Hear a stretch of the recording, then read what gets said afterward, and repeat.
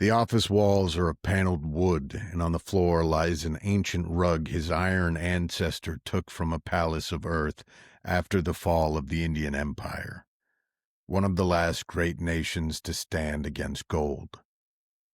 What dread those natural-born humans must have felt to see the conquerors falling from the sky, man perfected, bringing chains instead of hope. I stand in front of Augustus's desk, a bare thing of wood and iron, just before the 700-year-old bloodstain where the final Indian emperor had his head parted from his body by a sleek gold killer. Idly, Nero O. Augustus strokes the lion that lies beside his desk. All right. Welcome, Charles. How are you? My name's Cullen. Thank you for joining the Sons of Ares, a Red Rising podcast. A couple of things right off the top here. Here be dragons and spoilers for all books and all things Red Rising in the world and outside the world of Red Rising. There are spoilers ahead, so tread carefully. We will do our best to call out spoilers as they come, particularly if they are anything to do with the Book of Lorne or anything that is... We'll really steer clear of the Book of Lorne and Lightbringer as much as we can, for those of you just finding the series and coming on. But just be aware, if we don't catch it, you better tread carefully. Also, here be swearing and all sorts of adult shit. We're grown-ups. We talk about grown-up shit. The books have grown-up shit in them, and I've just sworn a bunch of times to get across the point that we do fucking swear on the show. Now, we do not swear all the time, and if you do have this playing while you're driving with the kids in the car, tell them that Uncle Cullen has a bad potty mouth. And as always... Pierce Brown created this amazing sandbox, and we're just playing in it, so we thank him. My howl of appreciation, Charles. Do you know who it is for? I do not, my good man. I'm curious. And why would you? My howl this week is for Colleen McCullough, the great Australian fiction author who wrote... she's got a number of different books that are like very well known and famous, but the series that I love and that got me very deep into the world of ancient Rome is the First Man in Rome series. We talked about it a little bit in Red Rising. It's the First Man in Rome. There's Caesar's women or Caesar's wives. There's Caesar. There is the Grass Crown. It's an entire wonderful series that covers the rise of Pompey Magnus, Pompey the Great, and then the rise of Caesar, and then the rise of Augustus. And they are phenomenal, incredible history, incredibly well-researched, and then her own drawings of these historic figures and the various buildings and such. I just love those books. They're fantastic. I can't recommend them enough. Please go out and get one. And that is my howl of appreciation. My trivia question for you, my goodman. Oh, boy. I almost forgot. In the book Golden Sun, yes, there is the vessel that will one day be called the Pax. What is the name of that vessel before it is the Pax? Oh, no. It is a moonbreaker. And I now just it is read a that. mind breaker because you are clearly breaking. I've read it recently, and no, I'm not going to remember it. It is the Vanguard. I was going to say Vanguard, but then, son of a bitch. But I was thinking it, but then I'm like, well, no, that's just like a forward, a main attacking force. Son of a bitch. Well, I mean, hey, you're 1 for 1. You got the last one. Yeah, I'll accept it. It was in my thought cage, but I I What do didn't you feel want, a half a confident in fucking saying it. point for thinking it? Yes, and you can't Okay. prove it wrong that I wasn't Okay. thinking it. So you got 1.5 points so far. No. I screwed up. Yep. I'm 1-1. All right. Are you prime, my good man, to jump into the second chapter of Golden Sun, which is called Fallen? Yes, sir, I am. All right. We're both prime. So here is the recap. Darrow is in the dumps, bigly. His failure at the academy and the leaked footage of his disgrace in the pool have taken the shine off of the wunderkind of House Mars. Like all cool kids, he has been called to the principal's office. The head of House Augustus, Nero O. Augustus, the man I just talked about in that opening quote, has brought his new Lancer, in to inform him of his sinking status. Darrow knows nothing good can come of this meeting, but he is even more disheartened by the other attendees to his demise. That would be one Pliny and one Leto. Leto is actually a good man. He's the leader of House Augustus's Lancers and a possible heir to the Augustan seat. He's also apparently very good looking. He has a pretty honorable kind of shine to him. Seems like a good guy overall. Seems like a good leader. The other person, Pliny, is a piece of shit. And we will dive further into him, but he is a politico pixie, clearly very talented and intelligent, but just the scum of the earth type of guy. As the debrief that Nero and Pliny and Leto are discussing, it is very interesting because they're talking about the current terrorist situation that we find that Mars is undergoing. And in this, we find out that the Sons of Ares, our namesake, have gone somewhat haywire and seem to have lost the thread and lost any strategic purpose, and are simply implementing reprisal type, revenge type attacks.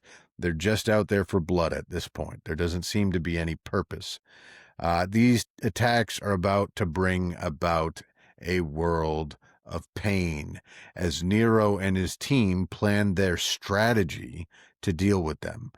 None of it good for any of the low colors out there. And I think we'll touch on it here, but this is the difference between a cause and a strategy. So we find out that the Sons of Ares have a cause, but they don't really have a strategy. They're just going about it, flailing in the dark. Nero wants to implement an actual strategy to deal with it.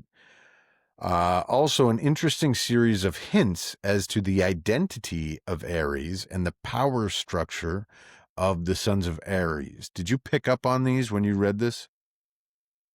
Just how they were mentioning whether it's a man or a woman, or Yeah, well, so like yeah, I didn't when I first read it, obviously I didn't know, but then upon yes, rereading it, I was like, oh, he's telling us like yes, Dancer is no longer calling the shots; it's a woman. yes, Harmony yeah. And is, well, they um, argued why they think it's a woman, but truly, mhm. this is Harmony going crazy.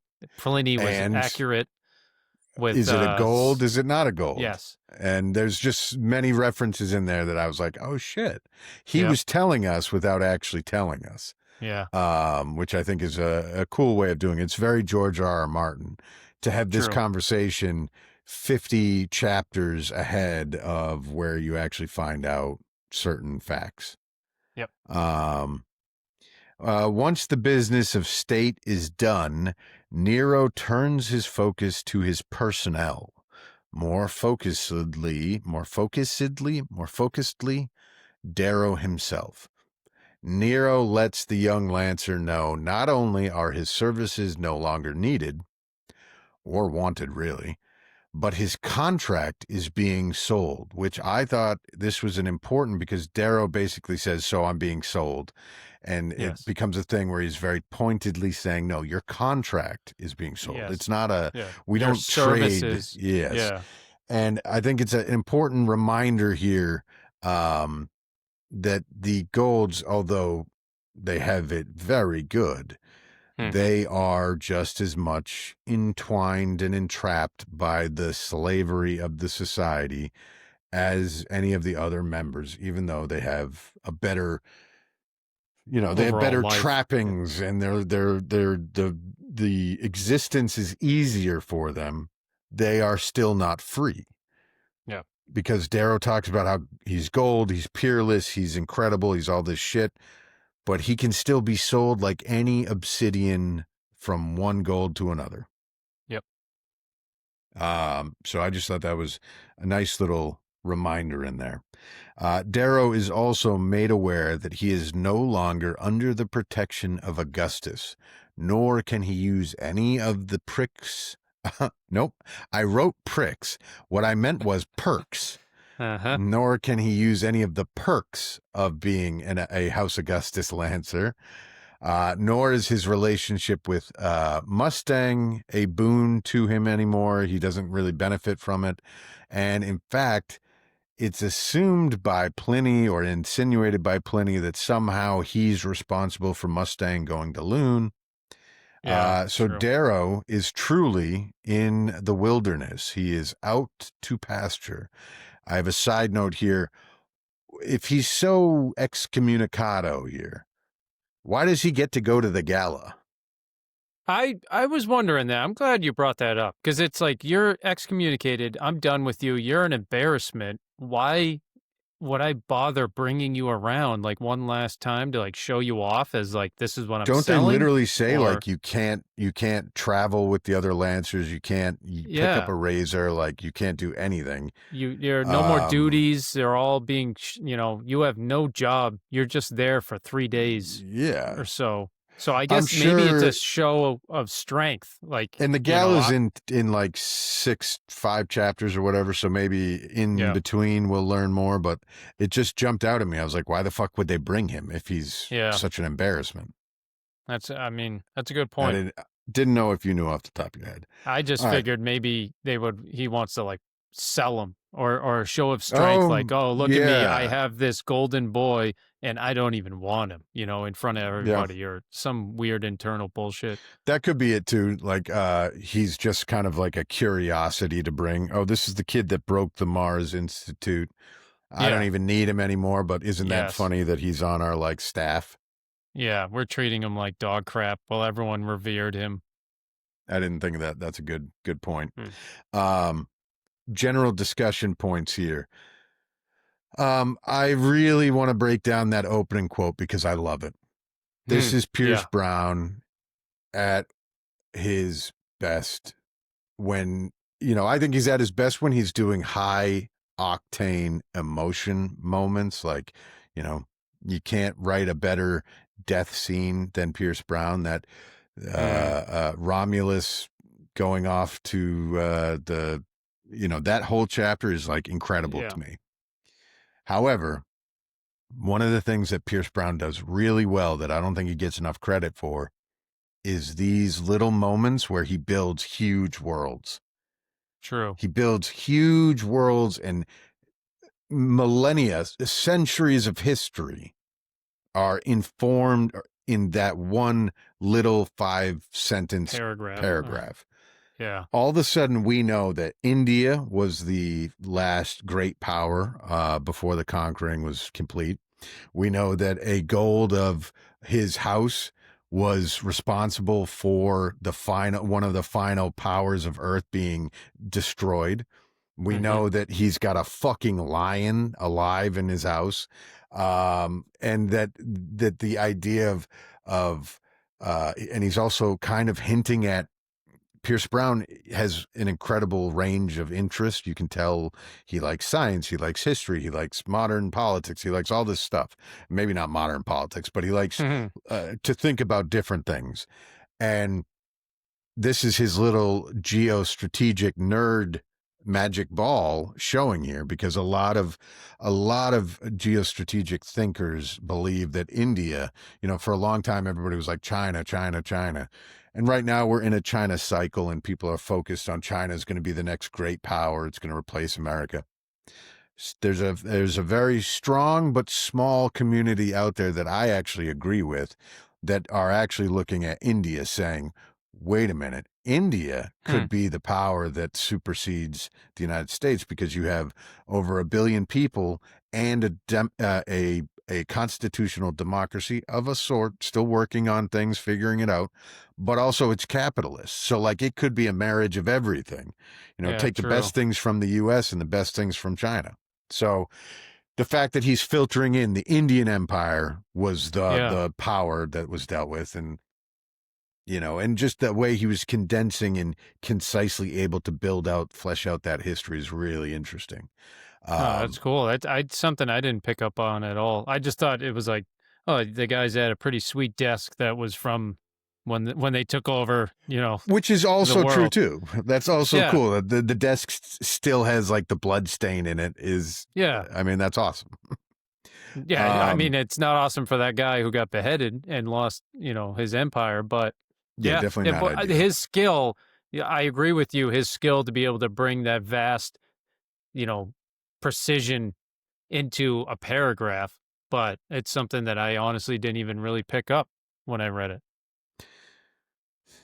I get to go to bed feeling very nerdy tonight. Thank you, Charles. I will not sleep Well, you're welcome. poorly. I also think we have the first mention of the Scepter Armada. Yes. Yes, and this is one of the primary armadas of the Society Navy. It serves as the defense fleet of Luna and Earth and is considered the pride of the Corps. Up until the fall, it was under the command of one Magnus O'Grimus. And the Scepter Armada plays a very, very large role in the next Yeah. 5 books, Yeah. 2 books, whatever it is. No, too. We have a couple of words that I wanted to define because there were some that I love and some that were new to me. Prick. Excuse me. It was meant to be perk. How many Okay. times? I'm just making sure if that was one of them or not. I was typing really fast on election day trying to get my Uh-huh. work done. Um, Fair enough. Gollum, Yeah. Golem.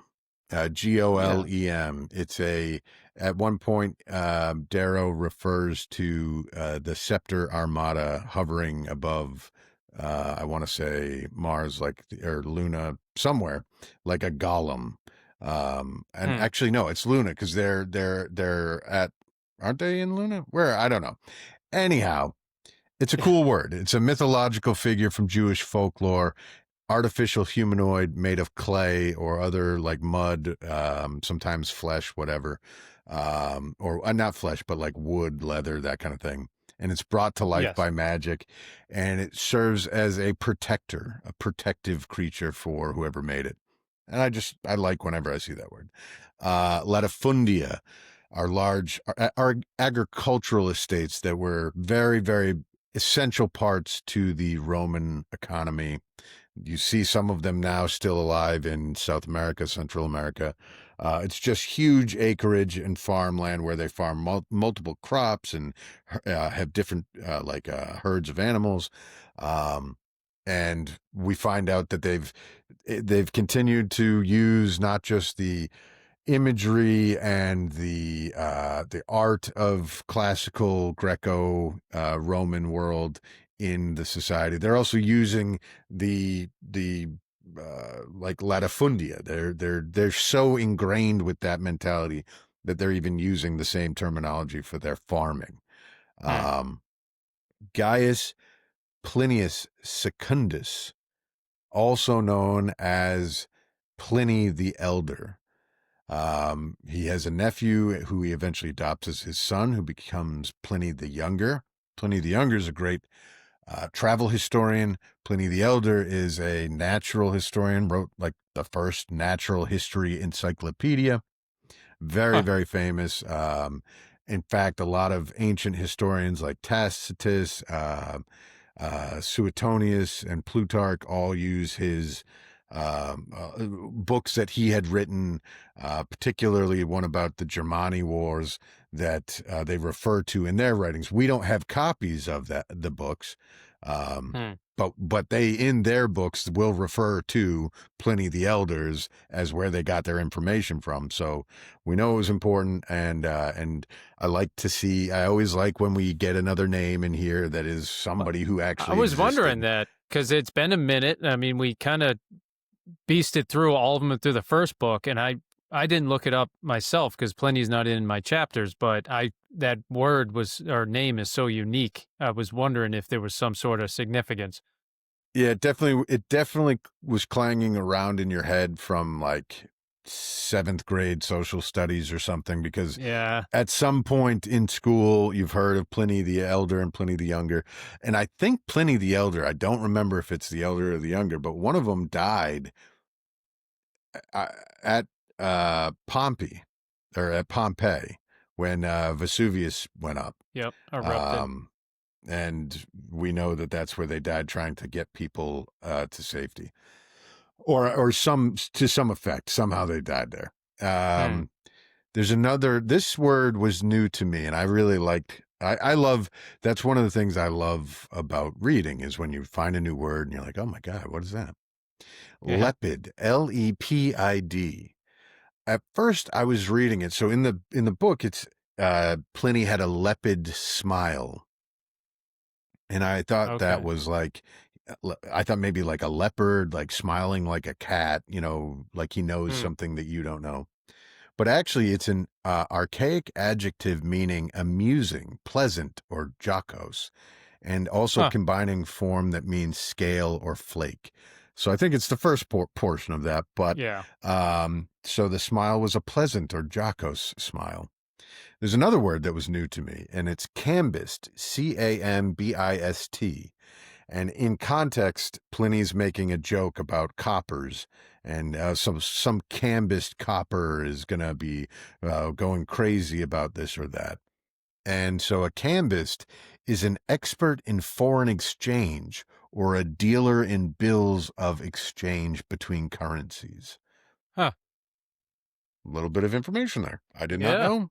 And now you will never not know what lepid or cambist means. So No. And this like was your. Lepid is so fitting because of how Pliny is and how he can Mhm. smile and say one thing yet destroy your family, in another Pleasantly moment. Yeah. fucking terrifying. Um, Yes. and then Leto is the mother of the twin gods Apollo and Artemis by Zeus. It means hidden or concealed. It can also mean to forget or to be hidden. Hmm. And it can symbolize motherhood, maternal protection. None of that really applies to the Lancer of The House character. Augustus, but it's But a I good word. agree. I agree. I considered him a decent person. Yeah. I thought that, whatever we find out, but I was like, this guy seems all right. He even seems like he cares for Darrow a little bit in situations. Well, he seems like a good lieutenant type. Somebody who Yeah. cares about the people under him, is all business, but also like, has a heart, that kind of thing. Um, I was hoping that he was going to be an aide or something for Yes. Darrow. Yeah. Likewise. All right. My first quote of this chapter. I intend to poison the Sons of Ares' roots. I want suicide bombers, not greys. Find the ugliest, nastiest Reds on Mars, hold their families hostage, and threaten to kill their sons and daughters if the fathers do not do as we command. Focus the suicide bombers on surface areas with high youth density as well as two-choice minds. No women bombers. I want social divide, women against violence. How little life costs here. Just words in the air. Urban areas, too, not just browns and red miners and agriculturalists. I want dead blue and green children in schools or arcades next to Sons of Ares glyphs. Then we'll see if other colors still sing that girl's gory damn song. My heart dips a beat. Eo's song spread further than she dreamed. reaching the hollow net and ripping across the solar system, shared over 1 billion times, thanks to anarchist hacker groups. So Nero It's is a wild. monster. Yeah, it's Um, wild. but also, So it's like, what? I You mean, lead. it's a good Right. plan. Well, yes, you get them divided, get them attacking at each other, hating each other. Yes, it's an easier plan. You can kind of, wipe your hands of it and be like, oh, we're not the ones directly involved. They're killing each other. But it's dark and Well, I mean, cruel. the Sons of Ares are flailing about. It seems They as though are. the plan is to just kind of create pain and to make the golds hurt, which they can't really do. So, in the process, they're just trying to make anybody hurt. And Yes. Nero is responding by essentially upping the game. And the By doubling game, down. it's a game of terror chicken. Um, and the Reds are going to blink first because Nero knows this. This is how you break a strike. This Yep. is how you break a unified group. He's going to only make the other colors feel more pain, but do it in a way that will sour even women Reds against the cause. And it's brilliant, and it has in Yeah. fact worked over and over I was gonna in say history. it's cruel, but it's been done.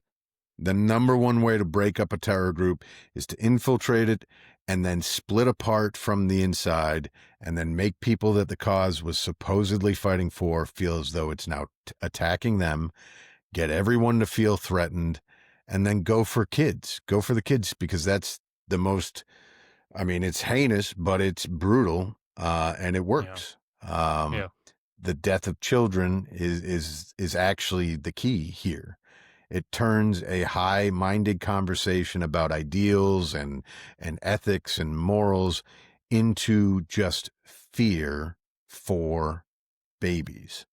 Yeah. Because when people are sitting around their kitchen table, they're not talking about, well, is it right and just for us to be lower in society? They're talking about, I'm worried about sending my kid to school. And Yeah. when that's the conversation, that's all that people can focus on. Yeah. You have control at that point. And what is that strategy, other than being like brilliant? What does it tell you about Nero or his situation?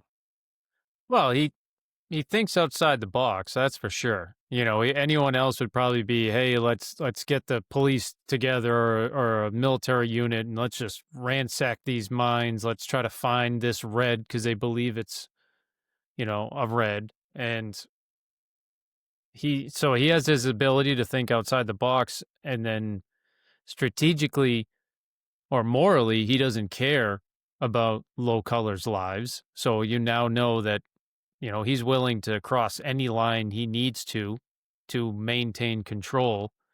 There's nothing he won't do. I mean, it tells I us think quite a bit about him. I want to circle back on the moral question because there's Mm, something there.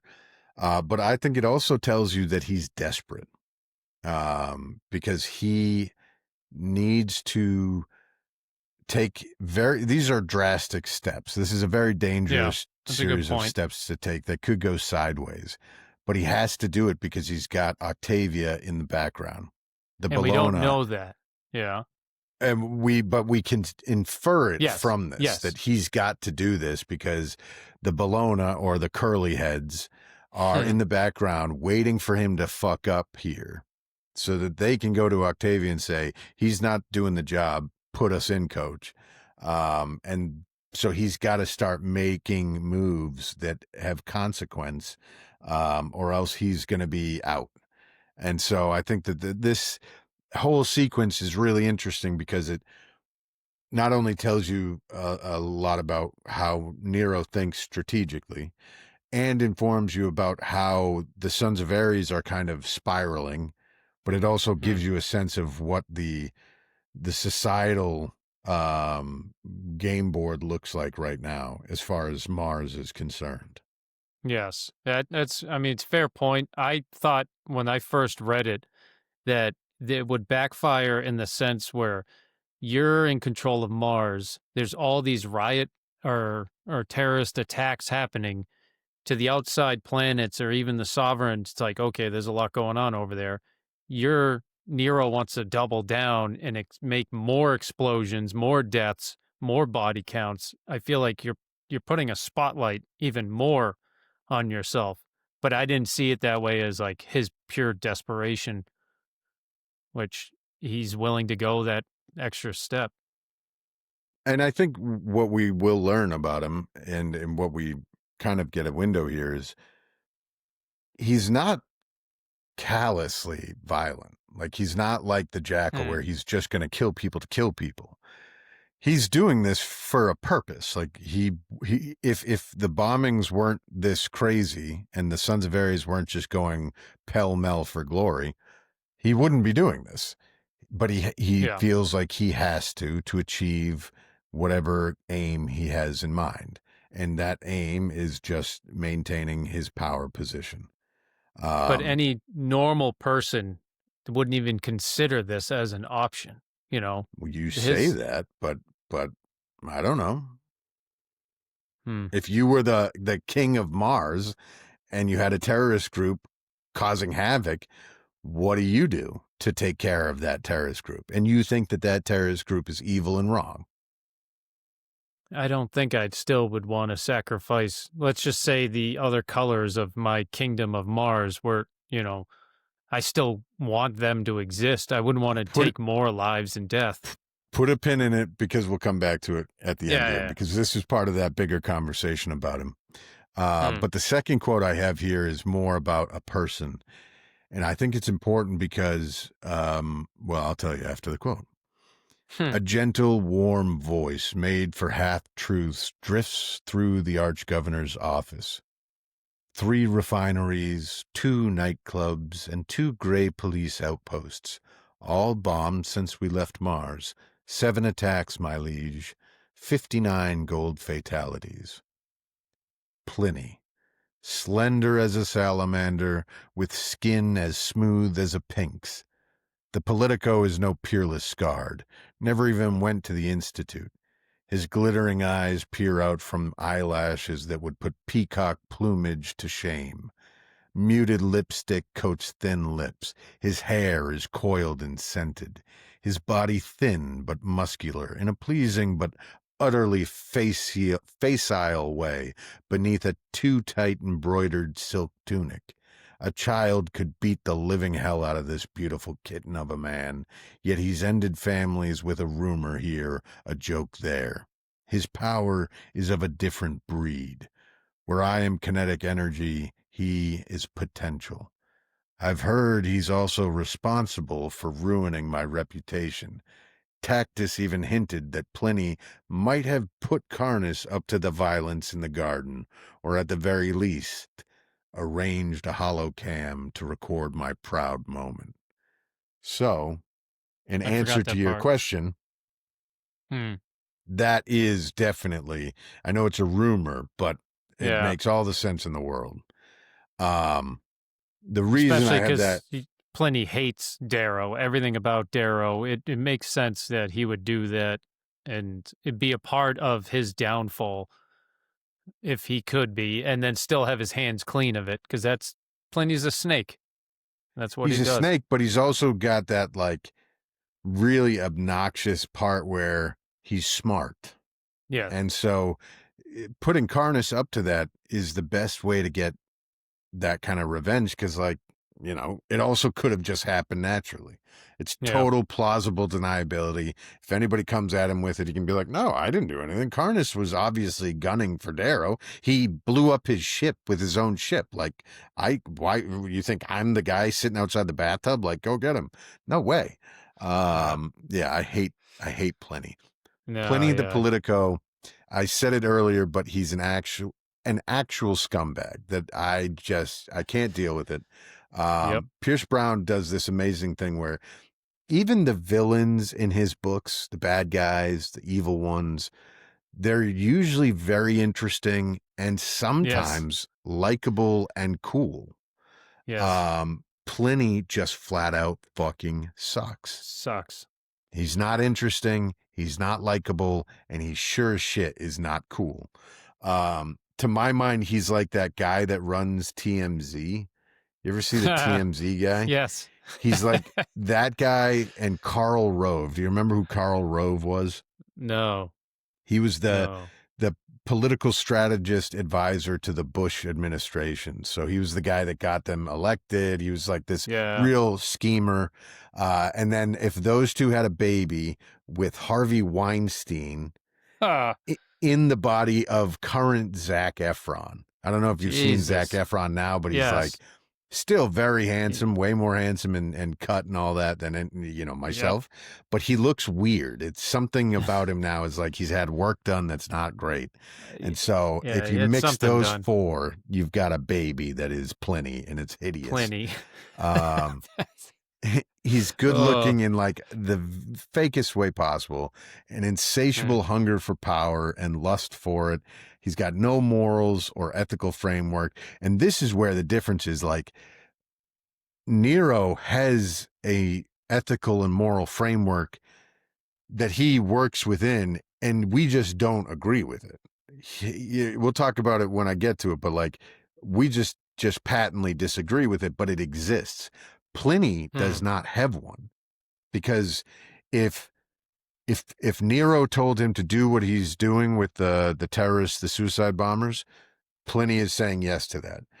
If yes. Nero says to him, we're not going to do anything, we're going to give the Reds full voting rights, we're going to tear down the society and give them equality and all that, Pliny is saying yes to that too. He doesn't give a fuck Yes. what the leader says. He's just going to go with it no matter what, which is an actual vacancy of ethical or moral standards. And that's why I hate Pliny. He's also capable of orchestrating the kind of honey trap that you can broadcast for clicks all over the societies while planning the Mm, multi-layered anti-terrorism terrorist attacks. And yet also he can be this little yes man bitch. This yes. is Yeah.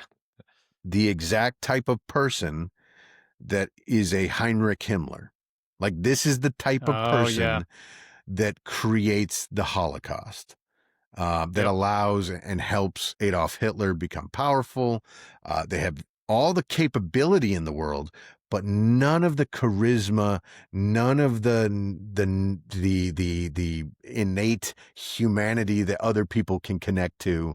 I'm not saying that Hitler had humanity, but there was something there that Yeah. other human beings were attracted to, and just no willingness towards goodness. I hate this motherfucker. I hate him. So tell me what you think Tell of us how Pliny. you tell us how you really feel.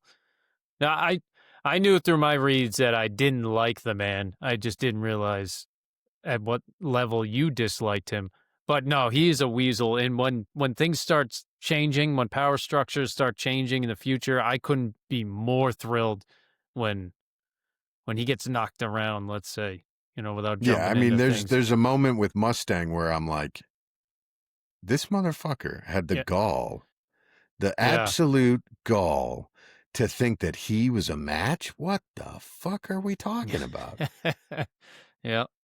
Yeah. So Yeah, anyhow, I hate he's one of the Pliny. easy ones that you hate, but then you are so joyful when Oh, they it's fall. it's it's gratifying. It's very gratifying. Yes. It is, but it is interesting to me that there's clearly no attempt by Pierce Brown to make him like any of You the know, other villains where you think they're funny or they're interesting or they're cool or they're just really fascinating and likable. He just wrote this guy to be as fucking despicable as possible. and do you think that's from his experience with somebody else in his life, and he's just like, you know what, this is my Pliny, and he wrote him into the story. He reminds him of I have somebody. no idea, but it's clear to me that, this is all in my head, so maybe it's not clear to anybody else. But like Eh, he chose to write this guy in a way that makes him very, very distasteful. Unlikable. Yeah. Yeah, I Um, agree. so that was my key person. My third quote, and this is going to kind of open back up to the conversation we were having about Augustus or Nero. Brutality. Augustus lets the word hang in the air. It is neither evil nor good. It is simply an adjective of a thing, an action in this case. What you must parse is the nature of the action. Is it evil or good to stop terrorists who bomb innocents? Good, I suppose. Then what do our methods matter so long as we harm fewer innocents than they would harm if we continue to allow them to exist? Augustus folds his long-fingered hands. But at the core, this is no philosophical issue. It is a political one. The Sons of Ares are not the threat, not at all.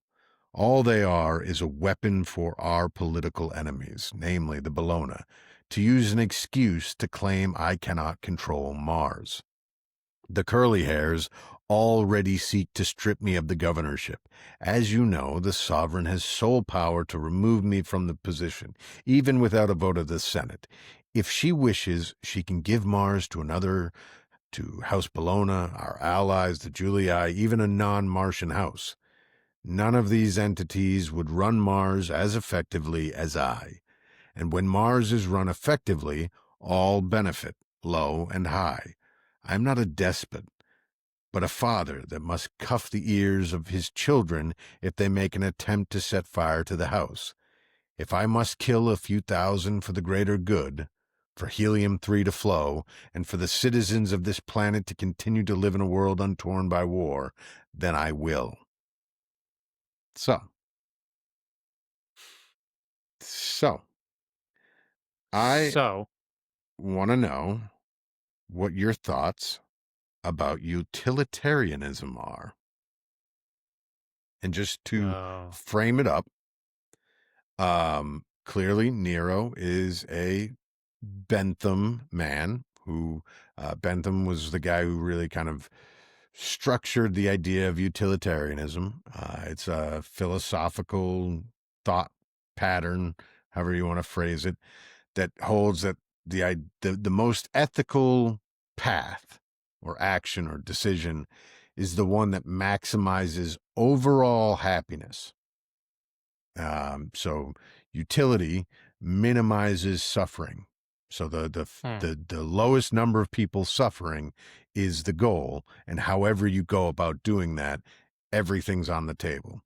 And actions are judged right or wrong based on their consequences, with the goal being to produce the greatest and most good consequences versus the opposite, which is obviously wrong.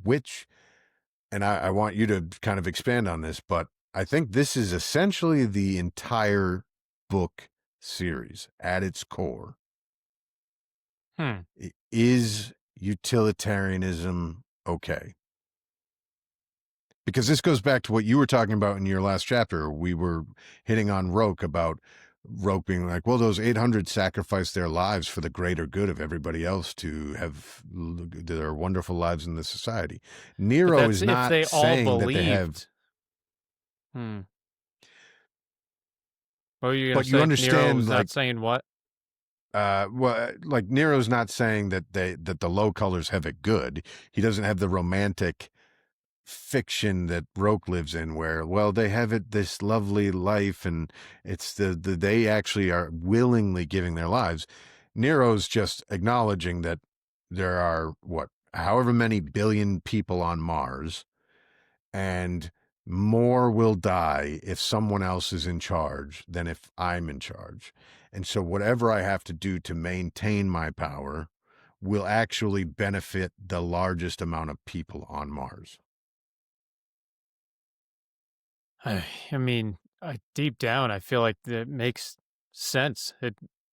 If you can help the majority of people, if by committing whatever acts, if it does help more, then I guess you would have to commit that act. I guess it still would be acceptable when you put it in that way. I mean, it makes me think of even World War II and bombing Hiroshima. And it's like, how many lives did it take for the bombing of Hiroshima and Nagasaki? And how many supposed lives did it save because of it? So I I would have to agree. Uh, So, in the first book, I got you to say that you would agree to be a terrorist, and yes. now in the second Yeah. book, in within the first 5 chapters, I have you saying that you would agree with Nero, and that Uh, you're all for sending suicide bombers into arcades for greens and blues. I mean, I yeah. don't know how good I am at this, but I feel like I'm pretty fucking good at this. Yeah. Yeah. You're getting you're revealing all my secrets.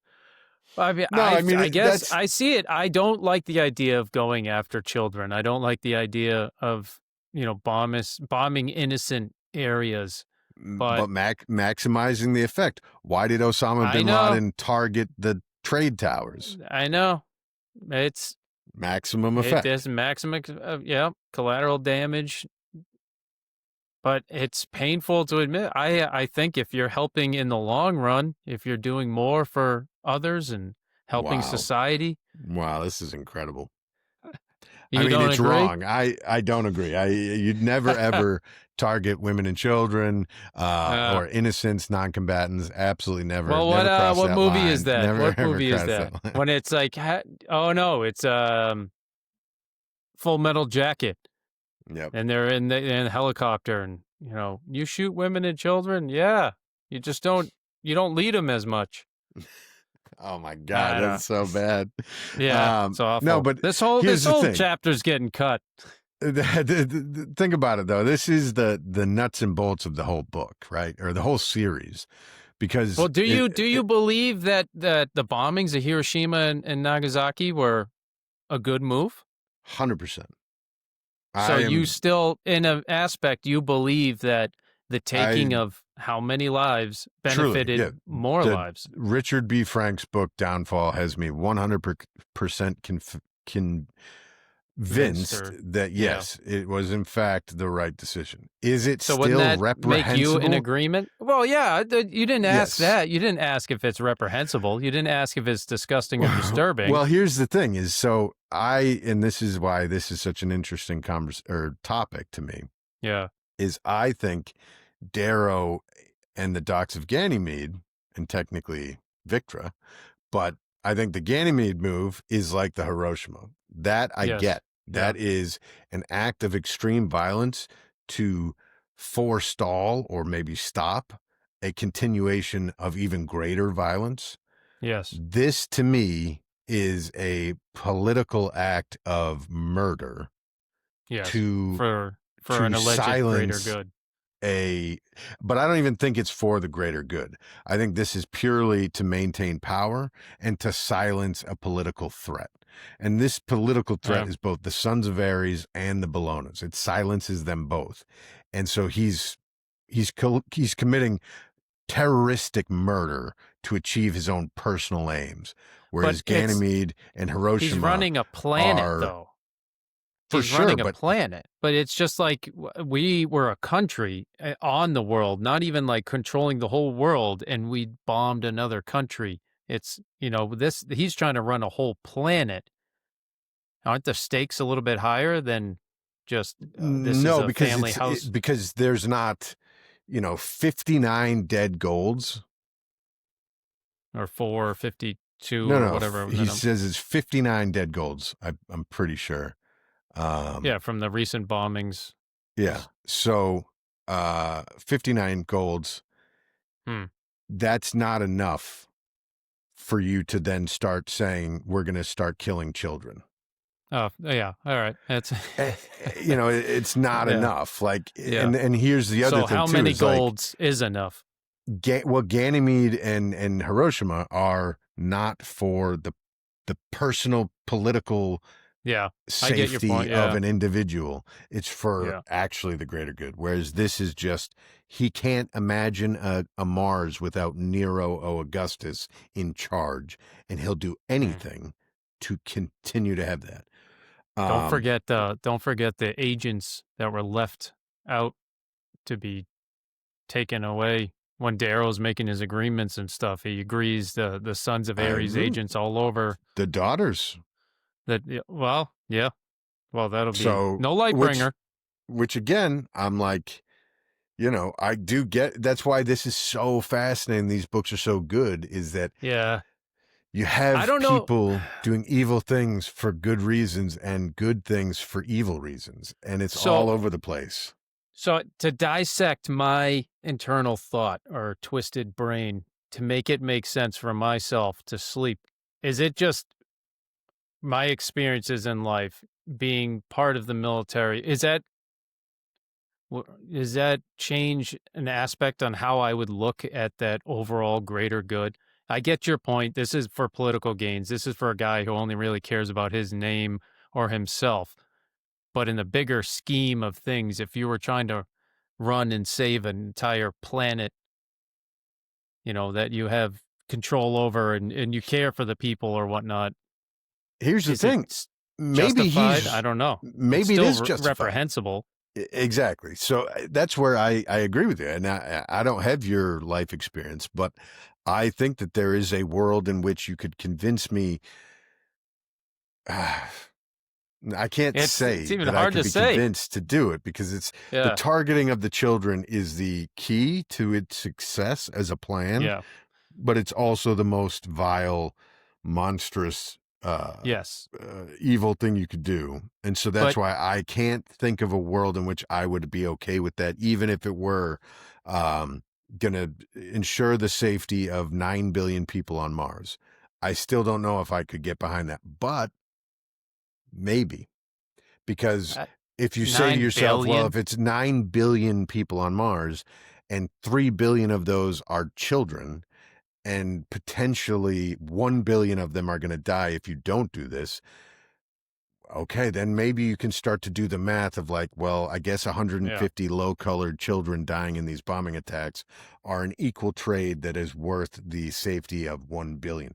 But that's where you're like, but can you guarantee that's like what the outcome would be if this didn't Well, you can't happen? guarantee anything, but Exactly. you have to weigh the numbers or the odds, and sometimes you have to make now, not Nero's perspective, like in a normal ruler perspective, sometimes you have to make those shitty ass calls.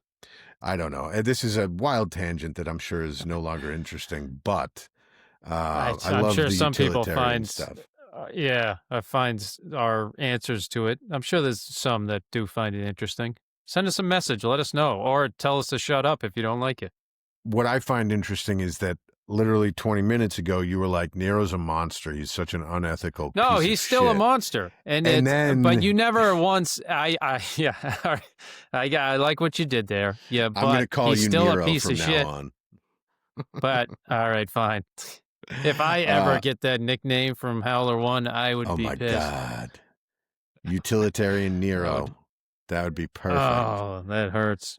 That hurts. All I right. don't like the idea of kids. Like, but Yeah, that's again, the line.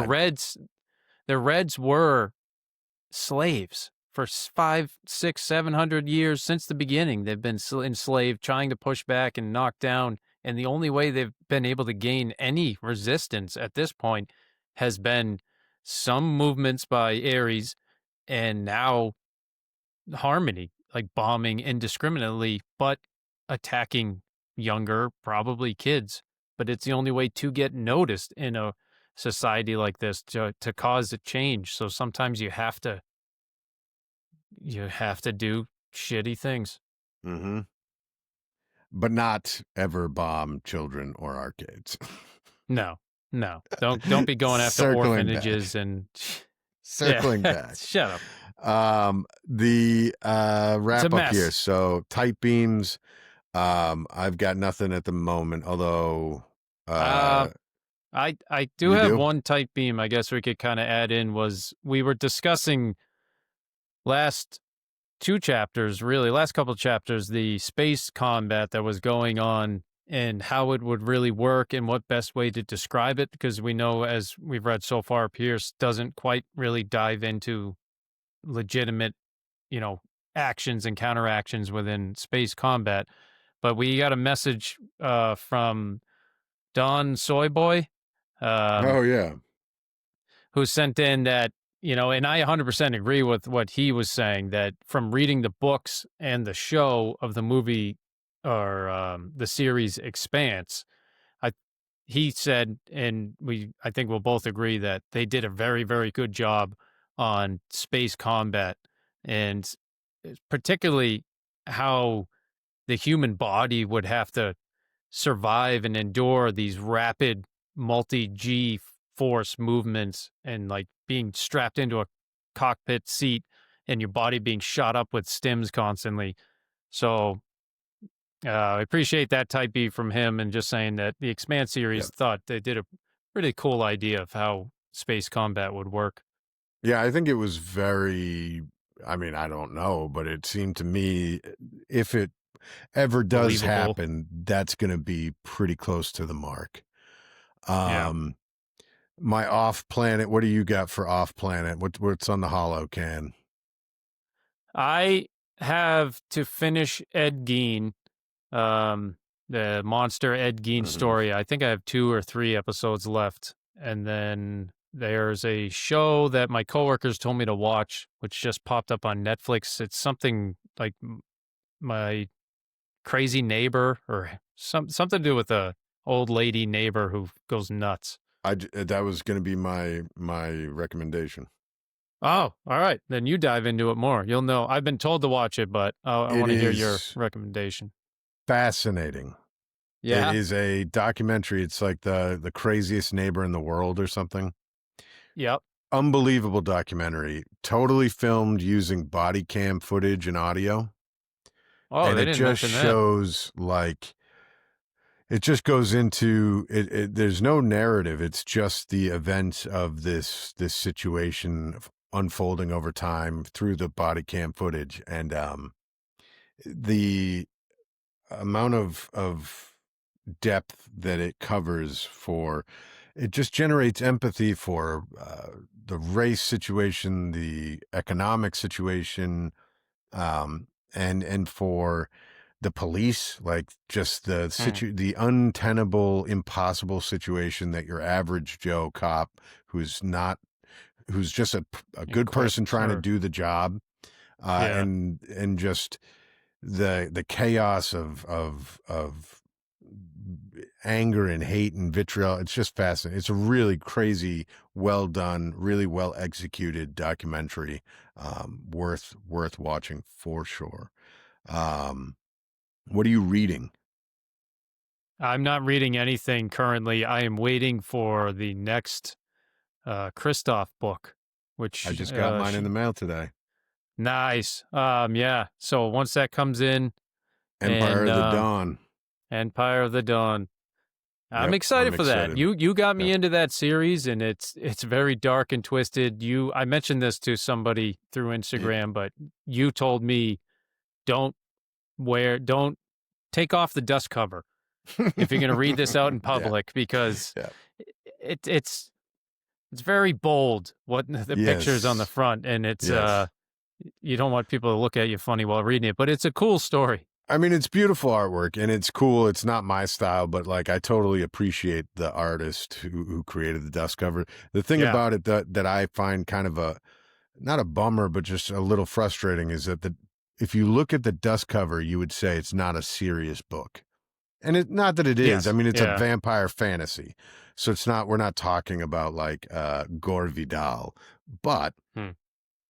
the writing is really excellent. Like the guy writes really well, and the characters are fantastic. And some of the lines in there are just as good as anything you'd come across in any of the Pierce Brown books. So like, it's a very well done fantasy vampire book. But the And cover how makes it look it's unserious. Yeah, it does. It can, but actually the artwork in between the chapters too. Those are I great. agree with you. I like the style and look to it, but on the front, like we have the bright, bold red, Hmm. flashy looking color artwork that I don't know. The It seems like you're the reading something else. But the I can bring this up too. My book was supposed to come in recently, and as a gift for you, my Goodman, for your birthday, I got you a signed copy, and it was supposed to be here for me to show you in this episode so I can mail it up to you, and it what hasn't shown in yet. So, a signed hasn't copy showed of up what? of Empire of the Dawn. No.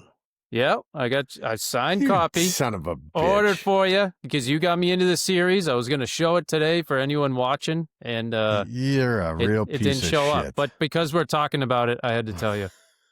Oh, well, It thank should you. be in. Yeah, it should be in. I got a tracking number like yesterday, so it's just running however I've late. said it once. I've said it a million times. You're the biggest piece of shit I know. Yep. And I love you. Yep. You Yeah. didn't have to do that, but that's very I'm growing sweet. and Thank you growing. very much. I'm like from Jurassic Park. That's one big Yep. pile of shit. It really is. And what else? We got the creator corner here. Beer's the Mind Killer promo Yes. code Sons of Aries. Save yourself 10%. Everything he does is great. We love him. And the other creator that I want to highlight, you had Violet Claywork, right? And I want Yes. to highlight La Rosa. Yes. What is it? Let me find it because I want to get it right. Is it La La Rosa Rosa Art Studio? Studio? Studio? What the fuck is Stoda? I said studio. Yeah. I swear. No, it is. It's La Rosa Studio, LaRosa.studio _ She's got really phenomenal stained glass. I'm looking at one of Cassius right now, and looking at Darrow as well with his sling blade. It's awesome. Super talented, incredible artwork. There's a couple of stained glass artists in this fandom that are just phenomenal. Yes. But La Rosa, definitely go and check out some of her stuff. I think she's got a release for some not Sons of Aries, but some Red Rising themed stuff coming out soon.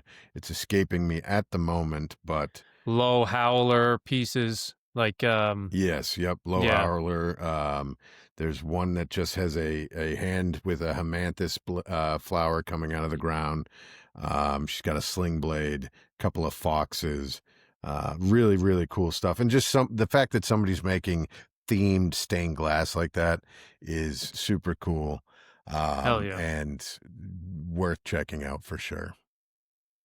I agree. Very awesome work and looks very time consuming, but the quality looks. I couldn't do it. It's like putting a fucking glass puzzle together without having the box to look at it. Yep. No, it's the skill for that is it's immense. Do you have anything you want to add? No, I can just shoot us off for the episode, and I'm good besides that. All right, send us off, my good man. Very well. If you're listening to us on Apple or Spotify, please rate and review. Helps us out. Hey, the Sons of Aries.